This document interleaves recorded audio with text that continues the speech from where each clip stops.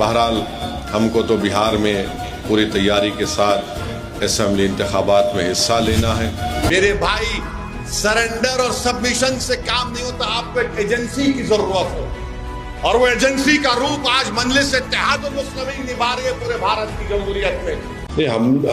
ہمارے ڈیلیگیشن کو ہیڈ کر رہے تھے جناب جے پانڈا، اور ہم تمام نے مل کر کوشش کی، بھارت کے موقف کو سامنے رکھا، وہاں پر بھارت کی جو سیکیورٹی کنسرنز ہیں پاکستان کے ٹیررزم کے تعلق سے، اور پہلگام کا واقعہ پاکستان سے آئے ہوئے دہشت گردوں نے کیا، ہم نے ان کو بتایا کہ وہ جو TRF آرگنائزیشن ہے، جو LET کا نیا نام ہے، بھارت نے یونائٹڈ نیشن سینکشن کمیٹی 1262 کے سامنے دسمبر 23 میں،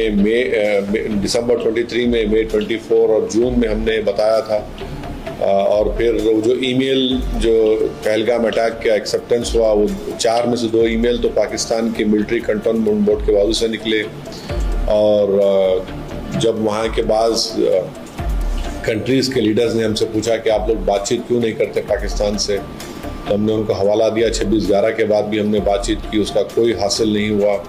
پٹھان کوٹ ہوا تو وہاں کی ISI کی ایجنسی کو نریندر مودی کی سرکار نے غلط پیسہ لے کر بلایا، کوئی حاصل نہیں ہوا۔ پاکستان ہمیشہ ہر ٹیرر اٹیک انڈیا میں کراتا ہے، اس کے بعد انکار کرتا ہے، پھر بعد میں جب پروف نکلتا ہے تو بولتا ہے ہاں ٹھیک ہے آئیے بتائیے، مل کے کام کریں گے۔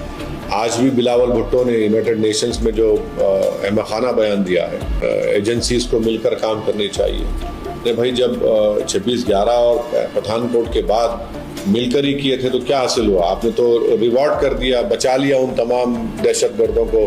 لکھوی کو آپ نے جیل میں موقع دیا کہ اپنا بچہ پیدا کر سکے، اور پھر بلاول زرداری بھٹو بھول رہے کہ ان کی ماں کو کس نے قتل کیا، جو آتنکواد کی ایک وکٹم رہی ہیں۔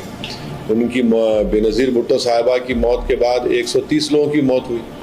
جس یونائٹڈ نیشن میں وہ کھڑے بیٹھ کر یہ بات کہہ رہے ہیں، اسی یونائٹڈ نیشن نے بے نظیر بھٹو صاحبہ کی موت کے اوپر ایک انویسٹیگیٹنگ پروب کرنے کے لیے گروپ کو بھیجایا، جو یونائٹڈ نیشنز کے مختلف ممالک کے ڈپلومیٹس تھے۔ انہوں نے کہا کہ پاکستان نے شارڈی انویسٹیگیشن کیا۔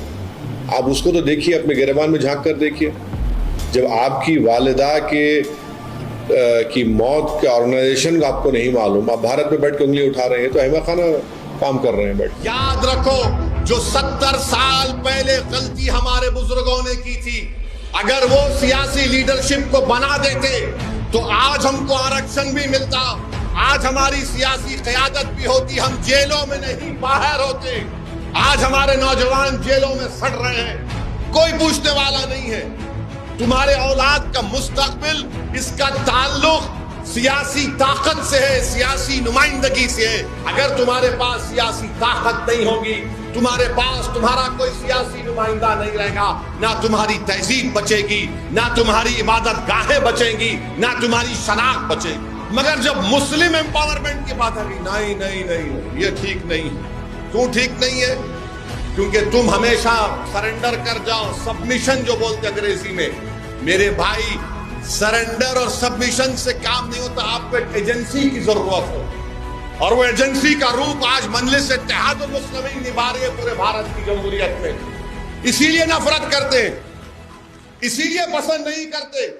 بہار کے بھی اسمبلی انتخابات ہونے جائیں گے 3-4 مہینے کے اندر انشاءاللہ تعالی۔ وہاں پر بھی ہم کو اپنی جماعت کے امیدواروں کی کامیابی کے لیے پوری کوششیں کرنا ہے، اور مجھے یقین ہے کہ انشاءاللہ تعالی اب کے بار بہار کے اسمبلی انتخابات میں مجلس اتحاد المسلمین کو اللہ سبحانہ و تعالی اپنے فضل و کرم سے ایک عظیم الشان کامیابی سے ہمکنار کرے گا۔